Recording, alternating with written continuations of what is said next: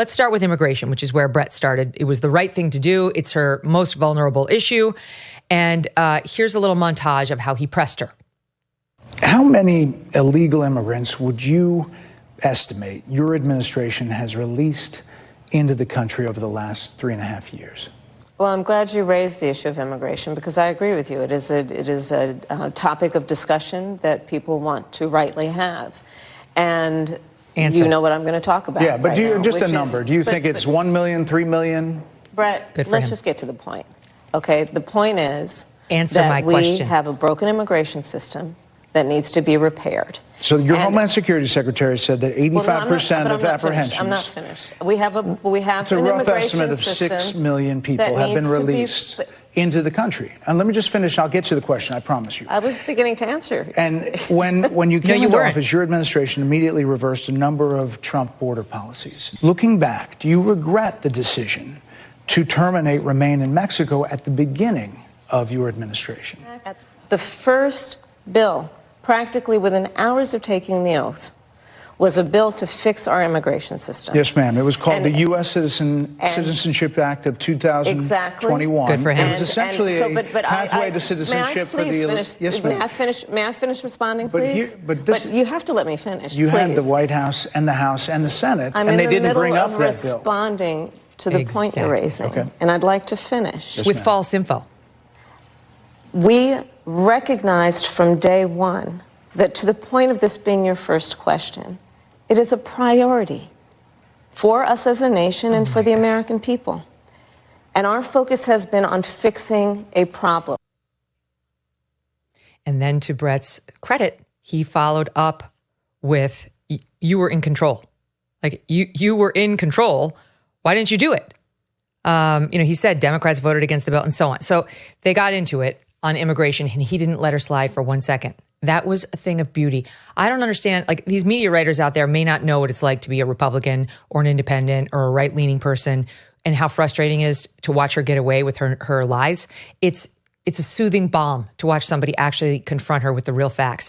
Okay, your stupid amnesty bill in 2021, which you purported to be a tough on the border bill, was a joke from day one. It was your Democrat-controlled House that killed it, and the White House didn't push it. See Politico at the time you tried it. Stop trying to refer to that like it was your day one priority. What you actually did on day one was issue a bunch of executive orders that undid all of Trump's harder border policies, like Remain in Mexico, like cracking down on the number of asylum claims, like you reversed the building of the wall and sold off the parts for cash. That's what she did. And all she can do is lie now. She recently stumbled upon the fact, we had a 2021 bill that was kind of amnesty with a couple of border enforcement things. I'll just tout that like it's real. It wasn't. The Dems killed it. And then she goes right to her 2024 border effort that, we had Republicans cooperating with us, and Trump killed it because he'd rather run on a problem than run on a solution. We've heard that a million times, right? Like, that's all she's got. And as for the 3.5 years between those 2 points, she's got nothing. So he presses her in a great way by bringing up some of the families that you guys have seen and heard from on this show, the victims of her policies and Biden's policies, including the mother of little Jocelyn Nugare, and her testimony before Congress about what happened to her daughter. Watch.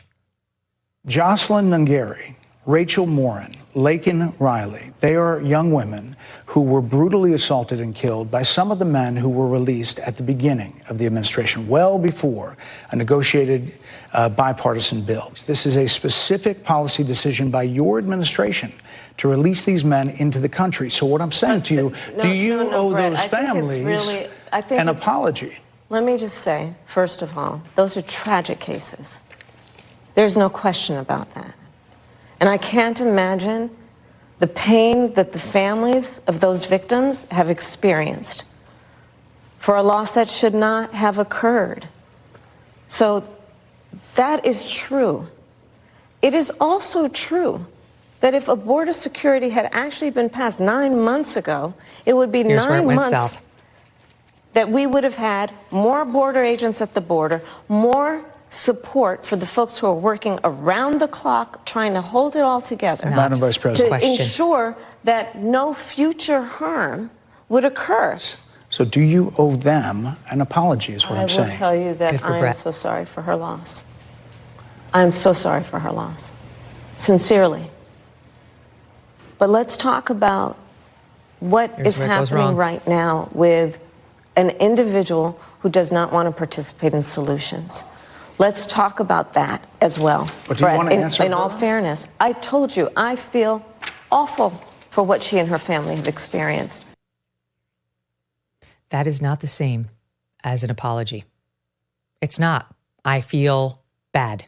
I'm sorry for her loss is not, I'm sorry for being part of what caused it. That's what he was asking. Of course, she didn't answer that. I mean, of course. And I'll give her points for starting off right by showing some empathy for the families. However, the pivot was right to the 9 months since that one stupid mirage of a border bill was tanked. That totally ignores what these parents, these families have been testifying to, which is she opened the border. She and Joe Biden opened the border. And we had 10.4 million illegals come through.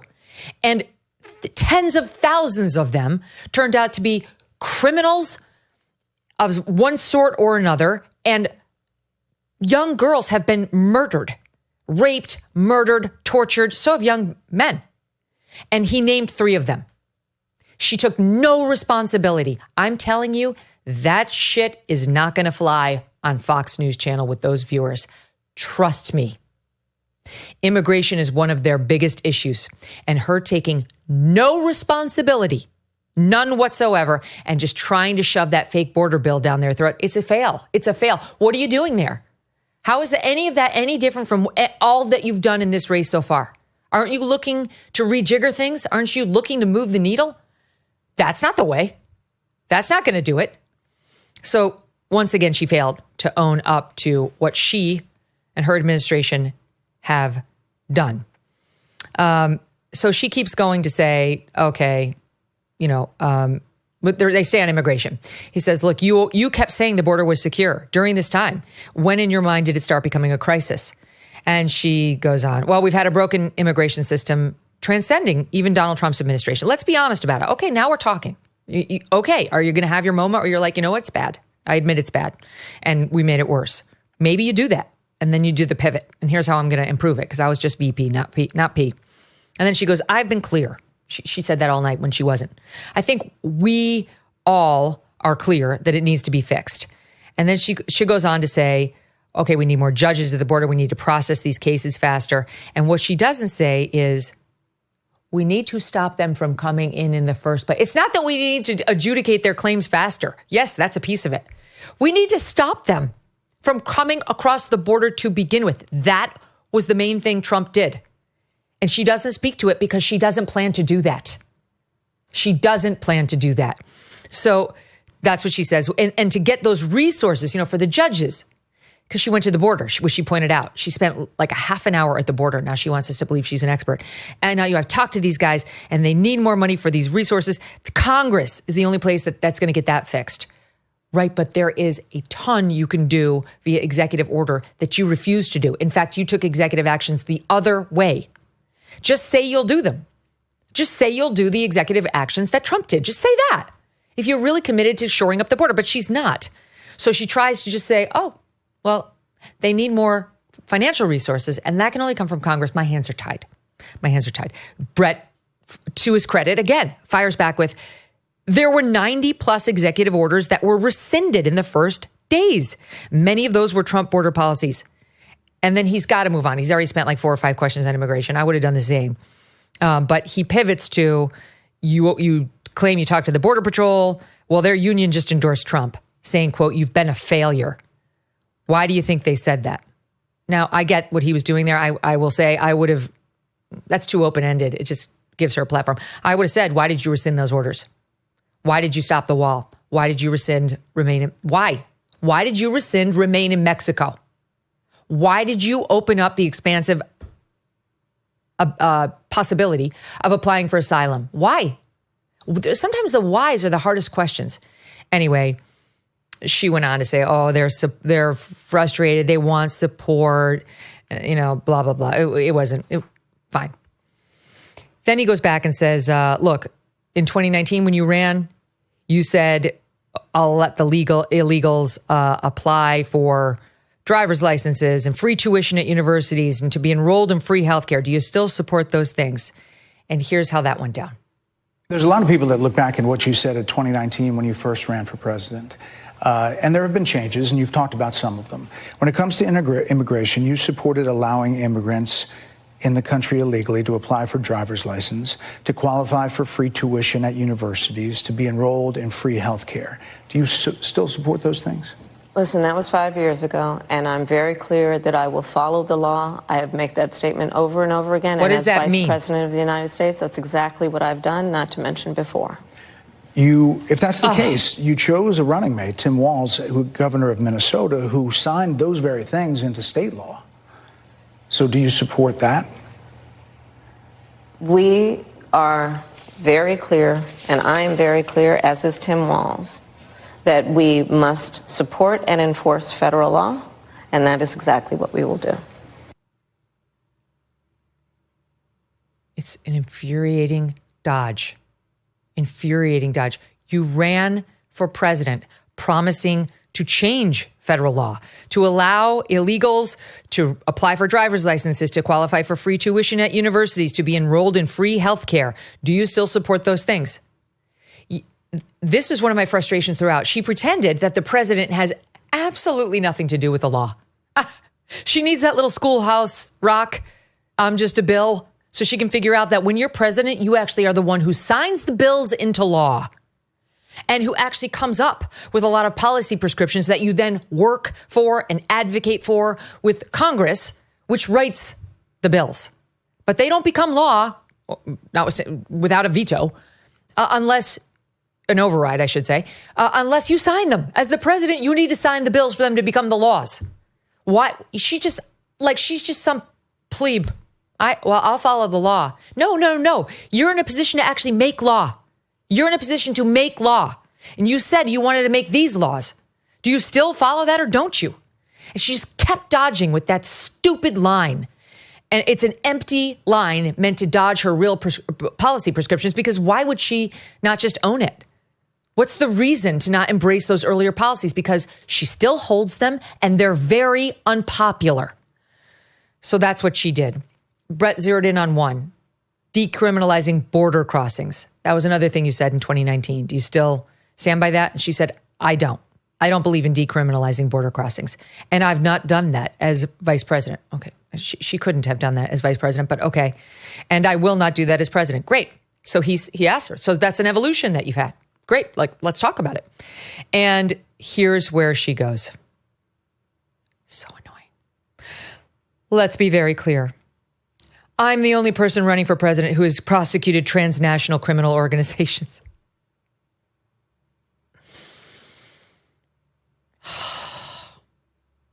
She won't discuss her evolution because there's been no evolution. What she's realized is she's too far left and she can't say the shit she really believes. So she's got to pretend, again, that she's Stephen Miller now. And she just does it by saying, it's not something I'll do. He's like, explain the evolution. What did you see that made you change your mind on your stupid, dangerous idea from 2019? And instead of actually explaining anything, she goes back to her John Wayne routine about how tough she was when she was a prosecutor in a border state. Lumen is the world's first handheld metabolic coach. It's a device that measures your metabolism through your breath. The app shows whether you're burning fat or carbs and provides tailored guidance to improve your nutrition, workouts, sleep, and stress management. You see, you breathe into your Lumen first thing in the morning, and then based on your measurements, Lumen gives you a personalized nutrition plan for the day. You can also breathe into it before and after workouts and meals to get real-time insights. Your metabolism is your body's engine, how it turns food into fuel. Optimal metabolic health translates to numerous benefits, including easier weight management, improved energy levels, better fitness results, and better sleep. Lumen can also track your cycle, adjusting its recommendations to maintain a healthy metabolism through hormonal shifts. If you want to take the next step in improving your health, go to lumen.me/Megyn to get 15% off your Lumen.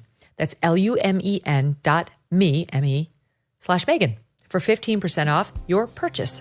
Thank you, Lumen, for sponsoring this episode. Thanks so much for watching. If you like what you just saw, hit the subscribe button for more clips and full episodes.